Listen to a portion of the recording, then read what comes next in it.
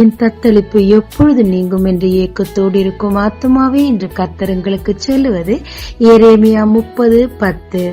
யாக்கோபு திரும்பி வந்து அமர்ந்து சுகித்திருப்பான், அவனை தத்தளிக்க பண்ணுகிறவன் இல்லை. அண்ணனுக்கு பயந்து ஓடின யாக்கோபு மாமனாரால் வஞ்சிக்கப்பட்டு 10 முறை சம்பளம் மாற்றப்பட்டது. மனைவி பிள்ளைகளோடு உரிமையாய் வாழக்கூடிய முடியவில்லை. தத்தளித்து போனார். தேவன் அவருக்கு என்று நியமித்த காலத்தில் திரும்பி வா என்று சொன்னார்.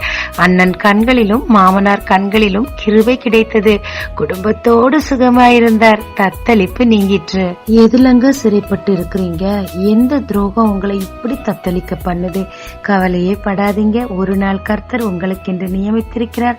அந்த நாளில் உங்களை சுகமாய் வைப்பார். உங்க தத்தளிப்பு நீங்கும். நம்பிக்கையோட காத்திருங்க. ஜெபிக்கலாமாங்க. தேவரே, என் தத்தளிப்பு நீங்கி சுகமாய் இருக்கத்தக்கதாக என்னை திருப்பி கொண்டு வரும். இயேசு மூலம் பிதாவே, ஆமென். இயேசு கிறிஸ்துவின் நாமத்தில் இந்த நாளில் உங்களை ஆசீர்வதிக்கும் ஜீசஸ் விஷன்.